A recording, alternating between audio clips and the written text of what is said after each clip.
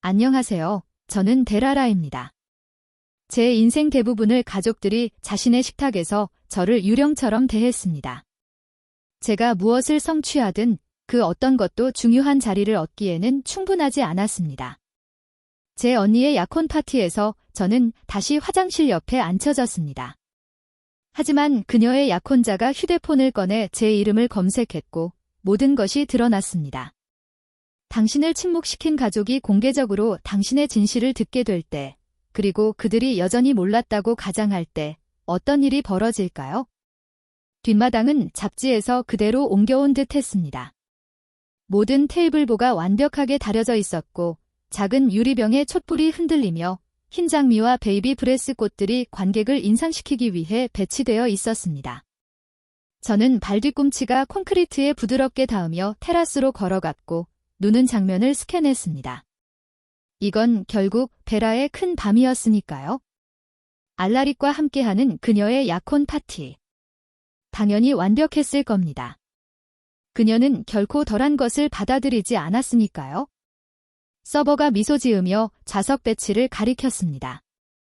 내 이름이 금색 잉크로 깔끔하게 쓰여 있었다. 테이블 9, 중앙 테이블을 둘러싼 굽은 길을 따라 걸어가며 엄마와 아빠, 클라크 가족, 베라의 브라이드메이드들의 이름이 적힌 테이블을 지나갔다. 그리고 화장실 근처 서빙 스테이션 옆에 내 자리가 있었다. 테이블 9, 접이식 의자 2개, 햇빛에 시든 센터피스, 그리고 케이터링 준비 구역이 직접 보이는 자리였다. 숨을 깊이 들이쉬고 신경 쓰이지 않는 척 미소를 지었다. 왜냐하면 이건 새로운 일이 아니었기 때문이다. 레노라, 내 어머니는 내가 도착했을 때 잠깐 고개를 들어 나를 바라보더니 베라에게 다시 집중하며 손을 흔들었다. 그녀는 친구들과 함께 이야기를 나누고 있었고 그들의 웃음소리는 그녀가 모든 것을 세심하게 기획한 것처럼 높고 정확했다. 나는 앉아 드레스를 고쳐 입으며 화장실에서 풍겨오는 소독제 냄새가 신경 쓰이지 않는 척했다. 누군가 내 뒤를 지나가며 이건 아마도 추가 좌석이겠네요 라고 말했다. 나는 듣지 않은 척했다.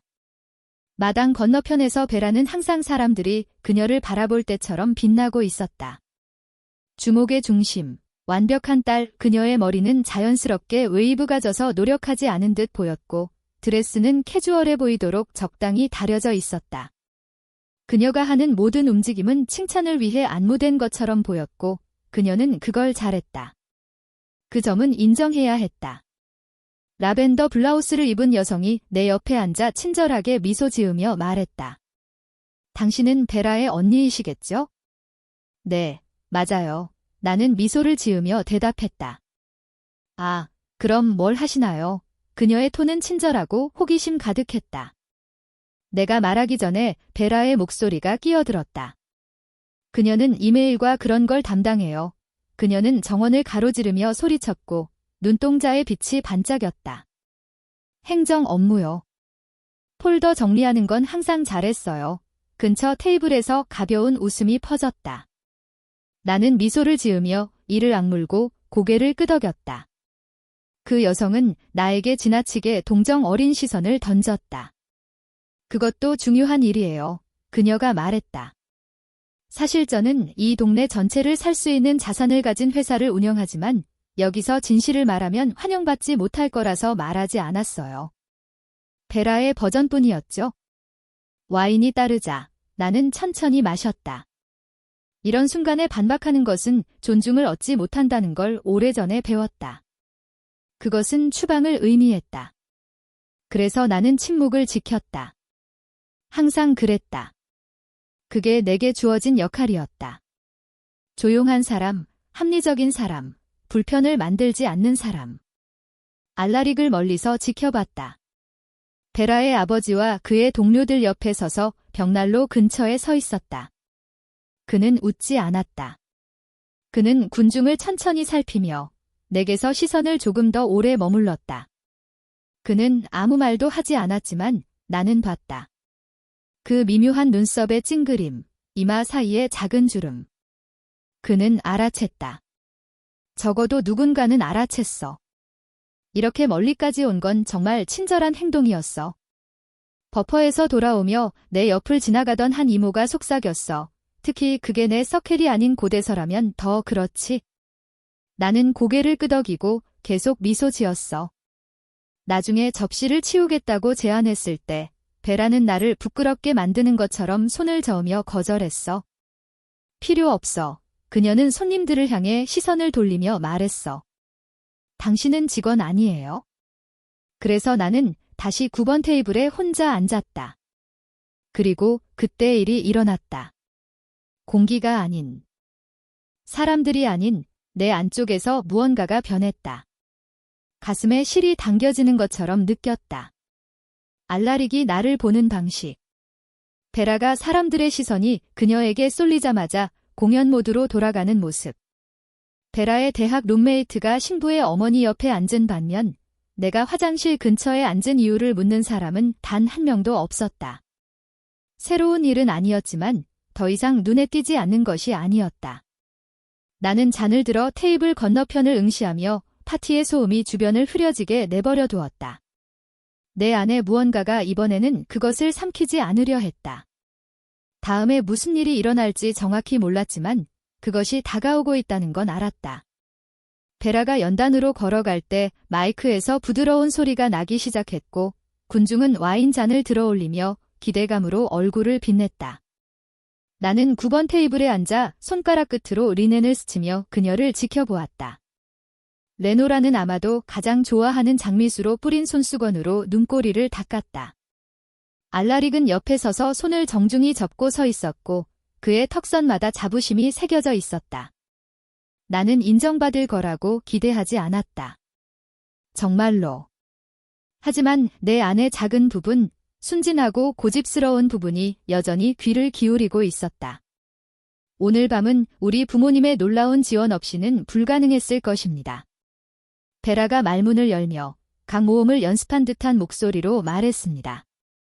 레노라와 칼빈, 여러분의 너그러움이 이 밤을 생동감 있게 만들었습니다. 박수가 빠르게 터져나왔습니다. 카메라 플래시가 번쩍였다. 누군가 휘파람을 불었다. 나는 눈을 깜빡였다. 그것은 미묘하고 깨끗한, 잘 연습된 소리였다. 내가 낸 청구서에 대해 한마디도 없었다. 내가 승인한 꽃 장식 예산에 대해, 그녀의 계좌보다 먼저 내 계좌에 입금된 임대 보증금에 대해, 2달 전 그녀가 속삭인 조용한 전화에 대해, 조금만 도와달라. 하지만 우리끼리만 알고 있자. 엄마가 이미 너무 많이 하고 계시니까 그녀가 감사의 말을 전하는 모습을 보며 그녀가 정말로 모든 것을 혼자서 해냈다고 믿는 여성처럼, 아니면 더 나쁘게도 아무도 그녀의 진실을 의심하지 않을 거라고 믿는 여성처럼 보였습니다. 알라릭은 나를 잠깐 바라보더니 미소가 흔들렸습니다. 그의 이마에 짧은 멈춤이 있었지만 거의 알아차리기 어려웠습니다. 하지만 저는 그걸 보았습니다. 나는 연설의 나머지를 듣지 않았다. 밤 공기가 내 침묵의 무게를 흡수한 듯 무거워졌다. 주변에서 손님들은 베라의 농담에 웃으며 그녀가 미래를 위해 건배를 제안할 때 잔을 부딪혔다. 나는 발목을 교차시키고 손을 무릎 위에 가지런히 접은 채 앉아 있었다.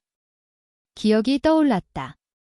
그녀가 베이비 샤워를 주최했을 때 초대장을 만들어 달라고 부탁했고 로고를 디자인해 달라고 했고 그 후 모든 사람에게 그건 그녀의 비서가 했다고 말했던 것을. 내가 그녀의 첫 컨설팅 고객을 유치하기 위해 피치데크를 제작성해 준 것을. 그녀가 브런치에서 나를 스프레드시트를 사랑하는 내 여동생이라고 소개했던 것을. 하지만 이번은 달랐다.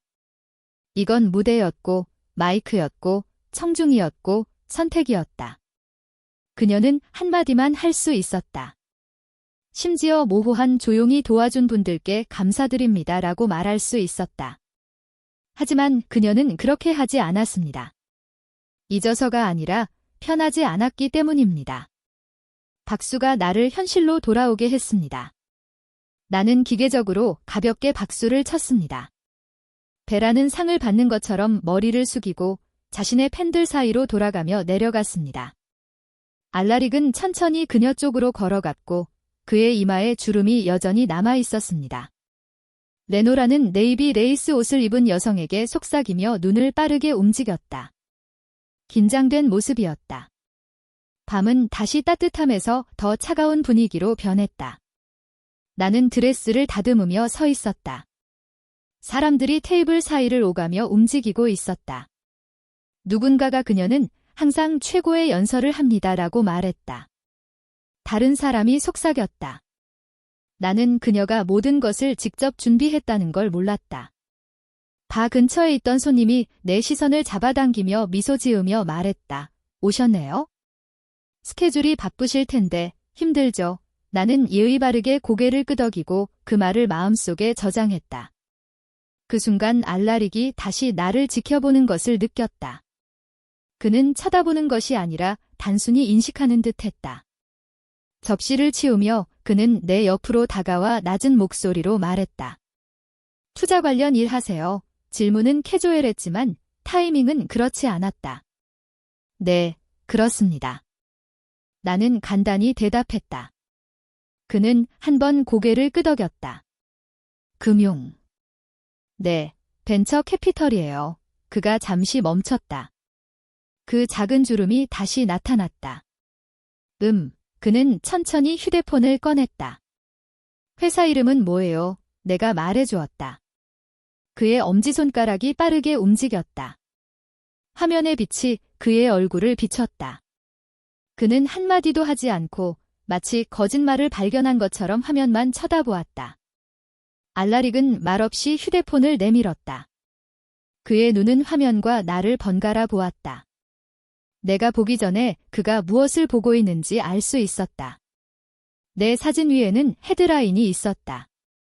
40세 미만 주목할 만한 여성 창업자라고. 나는 움찔하지 않았다. 네, 나는 조용히 말했다. 저예요. 그의 눈썹이 찌푸려졌다. 왜 아무도 이걸 언급하지 않았을까?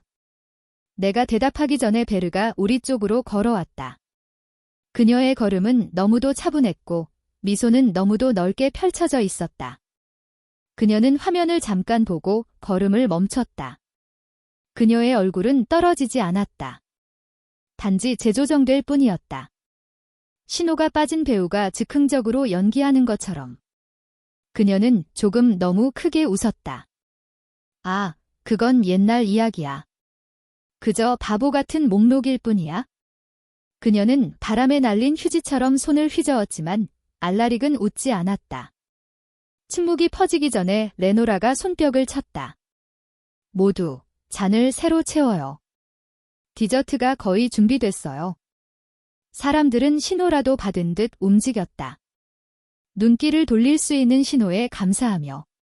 나는 그대로 서 있었다. 그러다 내 안에 무언가가 깨졌다. 폭력적으로도 소리를 내지도 않았지만 명확하게. 나는 8살 때 파란 리본을 받았어요. 폭풍 속을 자전거로 달리는 소녀의 그림이었어요. 수일간 지하실에 숨어 크레용과 반쯤 남은 수채화 물감 세트로 그렸어요. 미술 선생님은 그게 감정적으로 성숙하다고 말씀하셨어요. 그때는 그 말이 무슨 뜻인지 몰랐어요. 그냥 자랑스러웠을 뿐이에요. 집에 돌아와서 그림을 들고 들뜬 마음으로 들어갔어요. 엄마는 부엌에서 베라의 치어리더 유니폼이 도착했다고 이야기하고 있었고 아빠는 식탁에 신문을 펼쳐놓고 있었어요. 내가 이겼어 라고 외치며 그림을 들어 올렸어요. 엄마는 잠깐 쳐다보더니 예쁘네요. 사랑하는 딸아. 베라, 유니폼 걸어놨어. 목요일 연습 있잖아 라고 말했어요. 저는 그림을 카운터에 두고 나왔어요. 3주 후에 그 그림을 발견했어요. 반으로 접혀서 오래된 슈퍼마켓 광고와 토스터 사이에 끼어 있었어요. 리본은 구겨져 있었어요. 그때 처음으로 있는 것이 선택일 수 있다는 걸 깨달았어요. 파티로 돌아가니 베라는 다시 사람들에 둘러싸여 웃고 손짓하며 셀피를 찍고 있었어요. 하지만 그건 같지 않았어요. 방만이 아니라 내 안에서도 무언가가 변했어요. 그들은 우연히 나를 잊은 게 아니었어요. 그들은 분심으로 나를 놓친 게 아니었다. 그들은 자신의 역할을 유지하기 위해 나를 지웠다. 그들의 가족, 성공, 베라의 모습이었다. 내 미소는 이제 공허하지 않았다. 정확했다. 테이블로 돌아가며 두 손님이 전화로 속삭이는 것을 지나쳤다. 그녀는 항상 좀 바깥에 있었지, 조용한 배경형 인물. 그들은 내가 들은 걸 몰랐다. 나는 고치지 않았다. 그냥 지나가며 미소 지었다. 쓴맛 없이, 차분하게. 나는 그 이야기에 화가 나지 않았다. 그저 더 이상 그대로 두지 않기로 결심했을 뿐이다. 정원 건너편에서 베라가 다시 나를 바라보았다. 그녀의 잔은 들어올려져 있었지만 건드리지 않았다. 턱이 굳어 있었고 표정을 옷의 일부처럼 고정시키고 있었다. 레노라는 사촌 쪽으로 몸을 기울여 빠르게 말하며 내가 폭발할 것처럼 내 쪽으로 시선을 던졌다. 알라릭은 움직이지 않았다. 그는 여전히 전화기를 잡고 있었고 엄지손가락은 스크롤 중간에 멈춰 있었다. 음악은 계속 흘러나왔다. 사람들이 춤을 췄다. 하지만 나는 그 모든 것의 중심에 서서 마치 갑자기 목소리를 되찾은 사람처럼 서 있었다. 그들은 내 삶을 통해 나를 바라보며 살았다. 오늘 밤 그들은 나를 볼 것이다. 음악은 낮은 속삭임으로 변해갔고 먼 곳의 대화 소리와 가끔 들리는 유리잔 부딪히는 소리와 어우러졌다. 나는 음료수대에 서서 신선한 스파클링 워터가 담긴 텀블러를 움켜쥐고 있었을 때 카롤 이모가 내 옆에 나타났다. 그녀의 향수는 유리잔에서 거품을 날려버릴 만큼 강렬했다. 그녀는 몸을 기울여 미소 지었지만 목소리는 다른 무엇에 의해 날카로워져 있었다. 내 언니의 큰 밤을 망치지 말자. 사랑하는 아이야. 여기서는 안 돼. 말은 부드럽고 거의 친절했지만 제안이 아니었다. 벨벳 장갑을 낀 명령이었다. 나는 천천히 고개를 끄덕이며 시선을 다시 유리잔으로 돌렸다. 마치 그걸로 아픔을 식힐 수 있을 것처럼. 내 뒤에서는 파티가 계속되고 있었다. 손님들이 너무 크게 웃는 소리, 예의상 주고받는 말들이 여기저기서 들렸다. 정원 저편에서 베라의 시선이 부드러운 불빛을 뚫고 레이저처럼 내게 꽂혔다. 이번에는 그녀가 웃지 않았다. 이전처럼 웃지 않았다. 레노라가 히아신스 근처에서 그녀를 옆으로 끌어당기는 것을 보았다. 입술을 꽉 다문 채 어머니들이 자신이 유일하게 구조를 지탱하고 있다고 생각할 때 하는 방식으로 속삭였다. 그녀의 눈이 내 쪽으로 한 번만, 빠르게, 단호하게 움직였다. 마치 내가 바닥에 균열인 것처럼. 그녀는 아무도 그 위를 밟지 않기를 바라고 있었다. 알라릭은 멀지 않은 곳에 서서 팔을 교차시키고 우리 세 사람을 번갈아 바라보고 있었다. 그의 얼굴을 읽을 수 없었지만 침묵 뒤에 계산이 끓고 있다는 걸 느꼈다. 카롤 이모의 목소리에는 다른 것이 울려 퍼졌다. 수년간 건드리지 않은 기억이었다. 베라의 고등학교 졸업 파티 때 나는 단순한 파란 드레스를 입었다. 화려하지도 시끄럽지도 않았다. 그럼에도 엄마는 나를 옆으로 끌어당겼다. 사랑하는 딸아, 그녀는 가장 달콤한 목소리로 말했다. 오늘은 주목을 끌지 않는 게 좋을 거야. 재킷을 입은 채로 있어? 베라에게서 시선을 빼앗기지 않도록 오나는 미소 지으며 고개를 끄덕였다.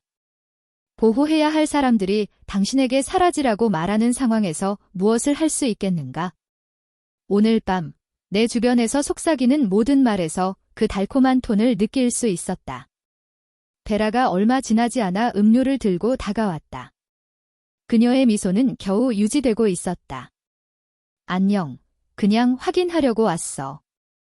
괜찮아.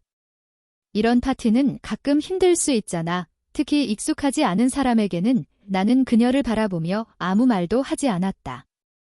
그녀는 몸무게를 옮기며 이번에는 더 조용히 웃었다.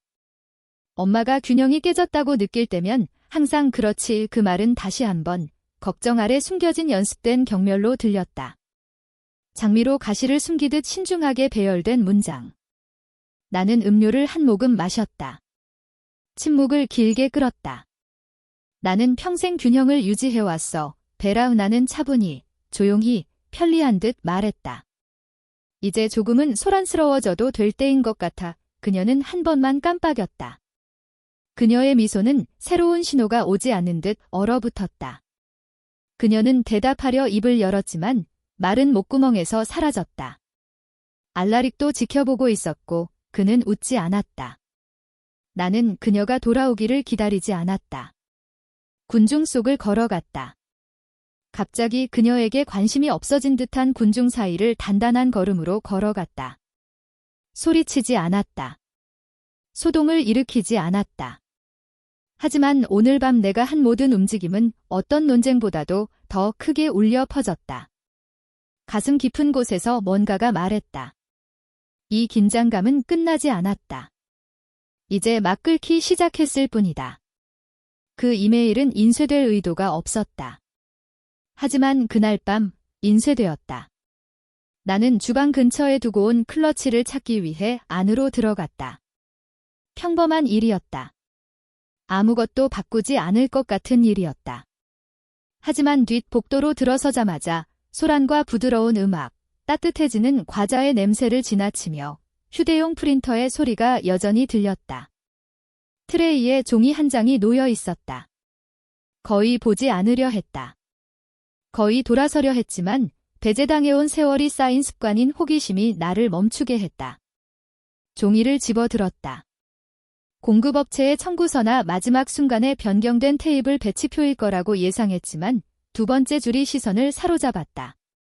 제 여동생을 마이크에서 멀리 떨어뜨려 주세요.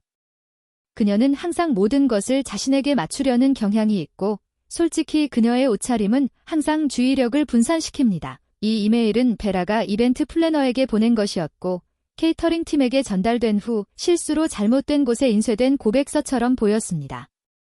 저는 그 글을 다시 읽고 또 읽었습니다. 제 이름, 그녀의 말에 저는 종이를 한번 깔끔하게 접어 가방에 넣었습니다. 정원길 근처에서 그녀를 발견했을 때 베라는 목선을 조정하며 군중으로 돌아가려고 준비 중이었습니다. 그녀는 제가 거의 옆에 있을 때까지 저를 보지 못했습니다. 나는 차분한 손으로 종이를 내밀었다. 이건 실수로 인쇄된 거예요. 그녀는 얼어붙었다. 그녀의 눈은 종이로 떨어졌다. 그녀는 한 번에 읽고 다시 천천히 읽었다. 그녀의 손가락이 살짝 구부러지며 샴페인 잔을 더 단단히 잡았다. 그게 제가 말한 건 아니에요. 그 초안은 보여서는 안 되는 거였어요. 그녀가 급히 말했다. 그게 제 의도가 아니었어요. 나는 평온하고 직접적인 목소리로 그녀를 끊었다. 아니요, 저는 그게 정확히 당신이 의도한 것 같아요. 그녀는 입을 열었다가 닫고 다시 시도했다. 당신은 과민 반응이에요. 그 말은 전에 들은 적이 있었다. 거의 베라의 가장 좋아하는 반응이었다. 발걸음 소리가 다가왔다. 레노라의 목소리가 이어졌다. 무슨 일이야? 그녀는 우리 둘을 번갈아 보며 이제 베라의 손에 있는 종이에 시선을 고정시켰다. 그녀는 종이를 조심스럽게 집어들고 줄을 읽은 후 입술을 꽉 다물었다. 이건 분명히 오해예요. 그녀는 잠시 침묵한 후 말했다. 모두가 압박을 받고 있죠? 이런 일이 어떻게 되는지 알잖아요. 아니요. 나는 자리를 지키며 말했다. 이건 스트레스가 아니에요. 이건 패턴이고 계속될 거라고 생각하지 않아요. 베라는 항의하려는 듯 목소리를 높이기 시작했다. 나는 손을 살짝 들어 올렸다. 그녀는 한 번 멈췄다. 내가 돈을 내서 만든 방에서 웃음거리가 되지는 않을 거야, 라고 분명히 말했다. 베라는 비웃으며 단호하게 말했다. 너는 항상 그렇게 극적이지? 아니, 라고 대답했다. 나는 단지 정확할 뿐이야. 그리고 너는 누군가가 너를 명확히 보는 것에 익숙하지 않아. 복도는 조용해졌다. 레노라의 표정은 통제와 두려움 사이를 오갔다. 나는 종이를 다시 접어 베라에게 건넸다. 그녀의 손이 살짝 떨리며 그것을 받았다. 다른 말 없이 나는 돌아서서 파티로 걸어 들어갔다. 몇몇 사람들이 고개를 돌렸다. 한 사촌이 머리를 기울여 내 얼굴에 쓰여진 무언가를 읽었다. 알라릭은 음료를 마시던 중 고개를 들어 눈썹을 찡그렸다. 나는 누구에게도 말하지 않았다. 말할 필요가 없었다. 이야기는 스스로 시작되고 있었다. 베라가 인식의 전쟁을 원했다면 그녀는 첫 번째 전투에서 졌다. 정원으로 돌아섰을 때 모든 것은 이전과 같아 보였다. 줄줄이 걸린 전등으로 밝혀진 테이블, 가득 찬 잔들, 바람에 퍼지는 향수처럼 웃음이 돌고 있었다. 하지만 뭔가 달라졌다. 사람들이 나를 훔쳐보며 빠르게 시선을 내리는 방식에서 베라의 목소리가 조금 너무 높게 올라가는 방식에서 느꼈다. 그녀는 조용히 이동한 무대를 되찾으려 노력하는 듯했다. 나는 스포트라이트가 필요 없었다. 나는 결코 필요로 하지 않았다. 알라릭이 정원 가장자리 근처에서 내게 다가왔다. 그는 인사나 음료를 건네지 않았다. 단지 휴대폰을 내밀었다.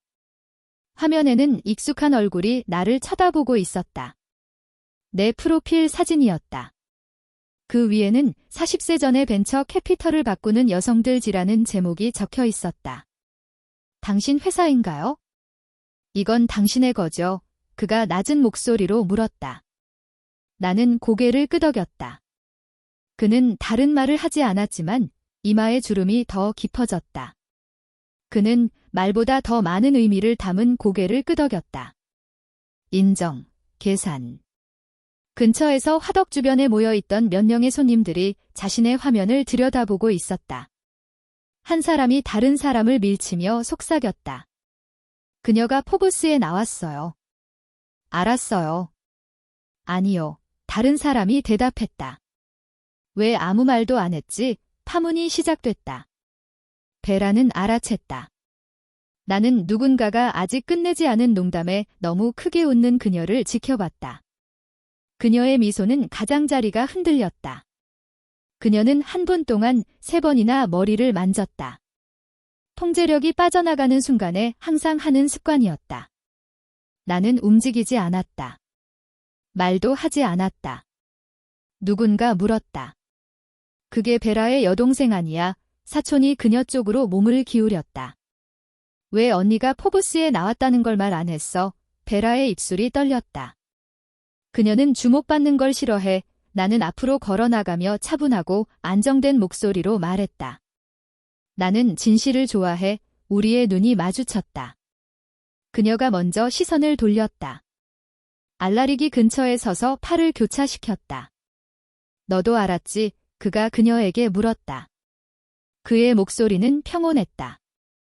베라는 몸을 움직였다. 그것은 관련이 없었다. 편리하지 않았을 뿐이에요. 알라릭이 정정했다. 그의 목소리에는 분노가 없었다. 단지 정확한 뿐이었다. 그 대답은 볼륨이 필요 없이 상처를 주는 종류였다. 근처의 손님들은 침묵에 빠졌다. 그들은 전체 맥락이 필요 없었다. 그들은 충분히 알고 있었다. 나는 주변의 얼굴들을 스캔했다. 일부는 혼란스러워했고 일부는 흥미로워했으며 몇몇은 단순히 불편해 보였다. 레노라는 구석에 서서 입술을 그렇게 세게 다물어 하얗게 보였지만 나는 노를 느끼지 않았다. 나는 정당함도 느끼지 않았다. 내가 느낀 것은 더 조용하고 무거운 것이었다. 다시 말할 필요가 없었다. 사실들이 나를 대신해 말하고 있었다. 속삭임은 어떤 마이크보다도 더 크게 울려 퍼졌다. 사람들은 구글을 검색할 것이다. 질문을 할 것이다. 답을 찾을 것이고 항상 거기에 있었던 진실을 배울 것이다. 베라는 자신 중심의 이야기를 만들어냈다. 나는 조용히 궤도를 돌며 필요할 때 돈을 던지고 요구받을 때 움츠러드는 존재였다. 하지만 이제 중심이 이동하고 있었다. 나는 차분하고 의도적으로 걸어갔다. 이건 복수가 아니었다.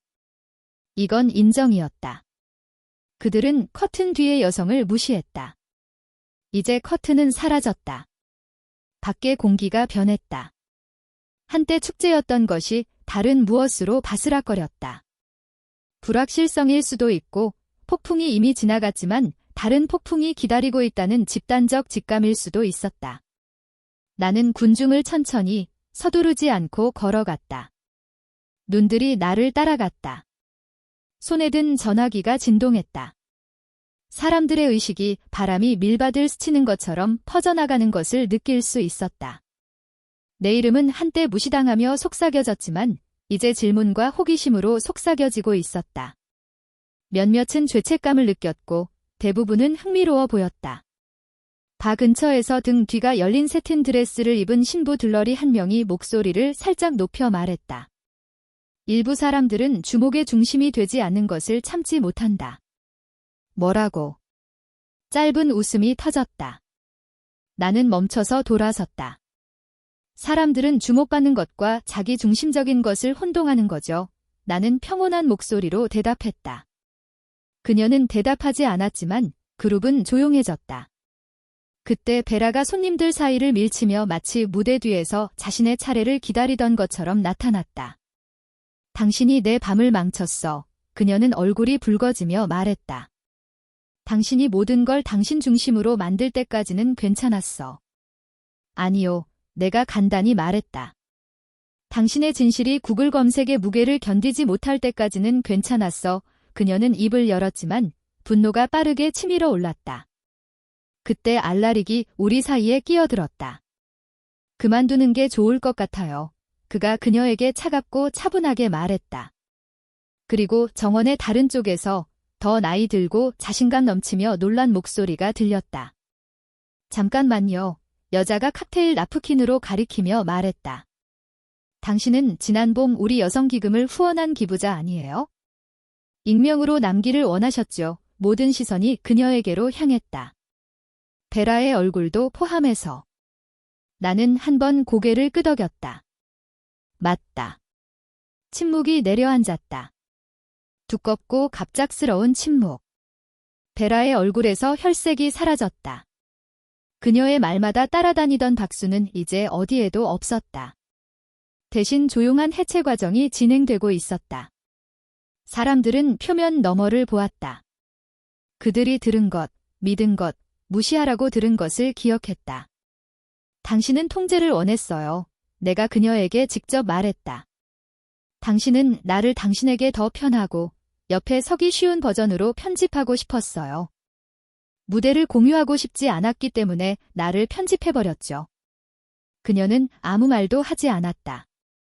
나는 군중을 향해 돌아서서 그들의 눈을 두려움 없이 마주쳤다. 저는 여기 축하받기 위해 온 게 아니지만 더 이상 지워지길 원하지 않습니다. 누군가 고개를 끄덕였습니다. 다른 이는 친구에게 속삭였습니다. 베라의 옛 대학 룸메이트인 한 손님은 부끄러워하는 듯한 표정으로 아래를 내려다보았습니다. 베라는 그 자리에 굳게 서 있었습니다. 레노라도 이번에는 개입하지 않았습니다. 그녀는 테이블 옆에 서서 의자 등받이를 움켜쥐고 앉을지 무너질지 결정하지 못한 듯 했습니다. 음악은 멈췄습니다. 아무도 그 순간을 알아차리지 못했습니다. 나는 방을 둘러보며 이상한 평온함이 내 안에 스며드는 것을 느꼈다. 이건 내 복수가 아니야. 나는 거의 자신에게 말했다. 그냥 내 현실일 뿐이야. 마침내 허용된 것 아무도 말하지 않았다. 그들은 침묵을 원했다. 그들이 얻은 것은 증거였다. 나는 천천히 앞으로 걸어갔다. 드레스의 끝자락이 몇 시간 동안 샴페인으로 축축해진 잔디를 스쳤다. 이번에는 아무도 박수를 치지 않았다. 아무도 건배를 하지 않았다. 누구도 나를 막지 못했다. 눈들이 나를 따라갔다. 어깨가 움직였다. 대화는 중간에 끊겼다. 나는 헤드 테이블에 다가가 멈췄다. 클러치를 열었다. 안에는 2개의 봉투가 있었다. 하나는 크림색으로 왁스 스탬프로 봉인되어 있었다. 다른 하나는 베라가 설명 없이 교체한 내 원래 디자인이었다. 나는 첫 번째 봉투를 들어 올렸다. 무기처럼이 아니라 최종 영수증처럼. 이것은 나는 조용히 그러나 분명히 말했다. 오늘 밤을 위해 지불된 계약서입니다. 나는 그것을 베라와 레노라 앞에 내려놓았다. 왁스가 부드럽게 터지며 봉투가 열렸다. 나는 종이를 조심스럽게 펼쳤다. 그들이 무시했던 모든 말을 고려할 시간을 주는 듯이 내 이름이 평범하게 인쇄되어 있었고 서명 아래의 달러 금액이 동그라미로 표시되어 있었으며 날짜는 베라가 장소를 확인하기 3주 전이었다. 불편함이 테이블을 스쳤다. 아무도 말하지 않았다. 그 다음 두 번째 봉투를 꺼냈다. 이건 원래 초대장이에요. 라고 계속 말했다. 계약서 옆에 놓았다. 디자인은 분명히 내 것이었다. 단순하고 우아하며 강렬했다. 베라와 알라릭의 이름 아래 주최자는 데라라 톰슨이었다. 이것은 제가 참여해야 했던 것이었습니다. 저는 목소리를 안정적으로 유지하며 말했습니다. 당신은 저를 다시 한번 투명하게 만들었습니다. 목소리를 높일 필요는 없었습니다. 침묵이 이미 증폭시켜 주었습니다. 거짓과 증거의 대비는 리넨과 크리스탈 위에 법정 증거물처럼 놓여 있었습니다. 이것은 분노가 아니었습니다. 이것은 증거였습니다. 뒤쪽에서 누군가가 속삭였습니다. 그녀가 모든 비용을 냈다고요? 다른 손님이 휴대폰을 기울여 옆 사람에게 제 포브스 기사를 보여주었습니다. 화면들이 빛났다. 진실이 퍼져나갔다. 알라릭은 이제 테이블에 앉아 팔꿈치를 무릎에 올리고 손을 맞잡고 있었다. 그는 나를 올려다보았지만 놀라움은 없었다. 그는 이미 진실을 보았지만 다른 무언가가 있었다. 후회일 수도, 사과일 수도 있었다. 그는 한 번 고개를 끄덕였다. 베라의 목소리가 갈라졌다. 당신은 그들에게 말할 수 있었어요. 델라라 은하는 그녀를 돌아보았다. 나는 말했어요. 당신의 모든 조용한 행동으로 당신은 보지 않는 척했어요. 너는 결코 듣지 않았어.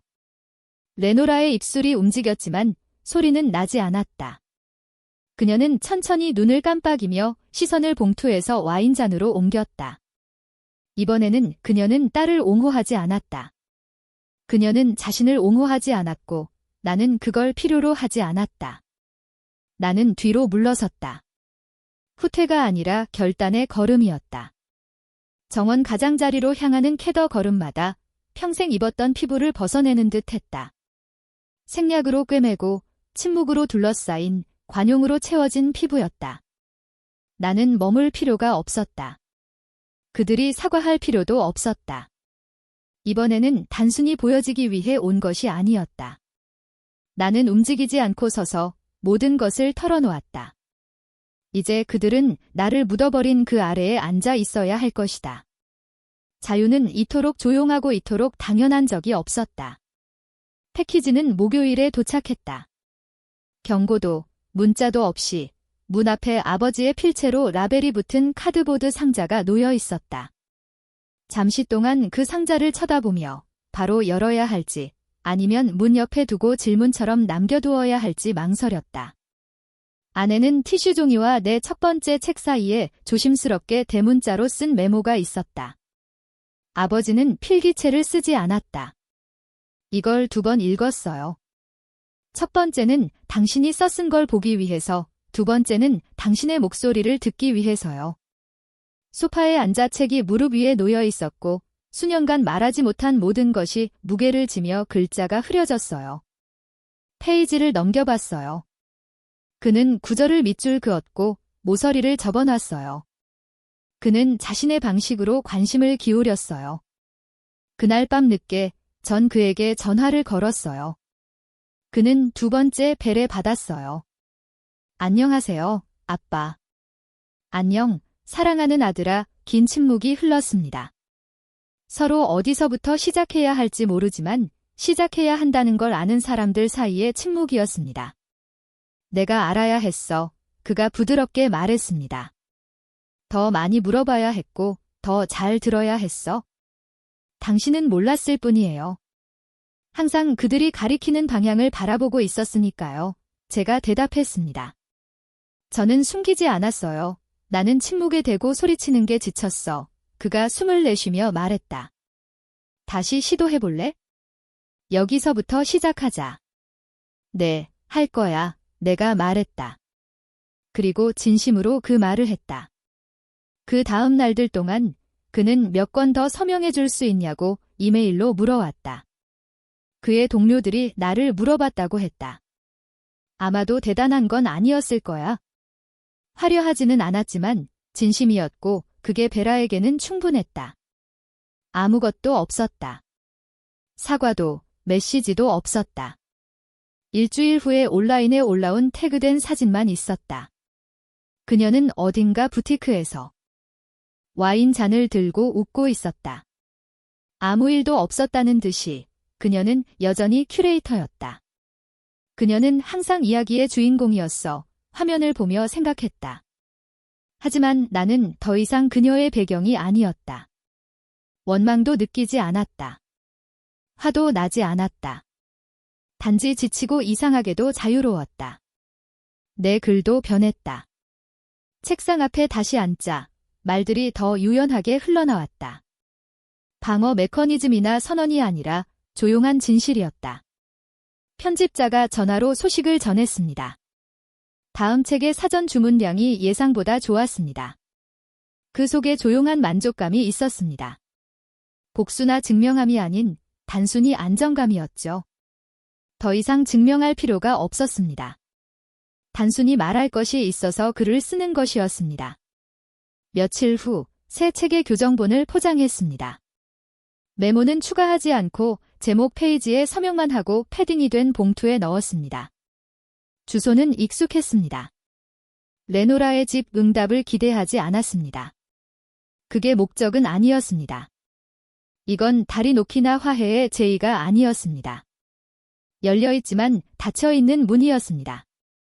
그녀가 나를 볼 수 있는 기회였습니다.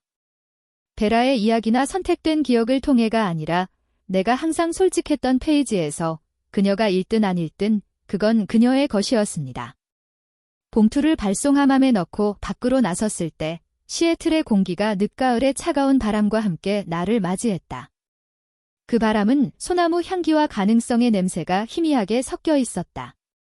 휴대폰을 확인하지 않았다. 누가 나를 이야기하고 있는지, 이번에도 남겨두고 온 그 집안에 무엇이 남아있는지 궁금해하지 않았다.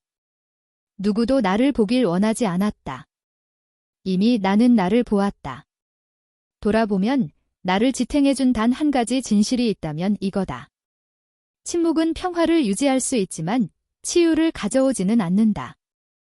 너무 오랫동안 나는 타인의 편안함을 보호하기 위해 침묵을 선택했다. 내가 함께 만들어간 순간들에서, 내가 이끌어야 할 대화에서, 그리고 그들이 나를 보지 않으려 해도 항상 속해 있던 가족에서 나는 스스로를 편집해냈다. 하지만 멈춰서 목소리를 내는 것은 항상 소리치는 것을 의미하지는 않는다. 때로는 사실을 말하는 것이다.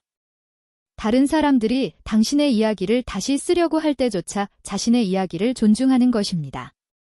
인정받기 위해가 아니라 정직함을 위해 눈에 띄게 사는 것을 선택하는 것입니다. 만약 당신이 가장 가까운 사람들에게 무시당하거나 목소리가 억압되거나 그림자 속으로 밀려난 적이 있다면 이 말을 기억하세요. 당신은 혼자가 아닙니다.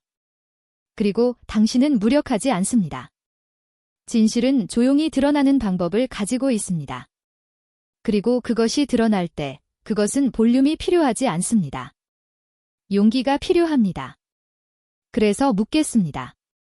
자신의 가족 안에서 보이지 않는 존재라고 느껴본 적이 있나요? 당신의 진실이 무시당했을 때 어떻게 했나요? 댓글에 당신의 이야기를 들려주셨으면 합니다. 텍사스, 미시간 또는 세계 어디에 계시든 당신의 목소리는 여기에서 중요합니다. 이 영상이 당신의 마음을 움직였다면 댓글에 이를 남겨주시거나 어디서 보고 계신지 알려주세요.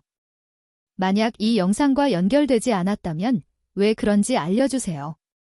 그 이야기를 나누어 보세요. 그리고 이런 이야기들이 더 궁금하다면 채널을 구독하고 알림을 켜주세요. 왜냐하면 모든 이야기에는 모든 것이 변하는 순간이 있고 당신의 순간이 될 수도 있으니까요.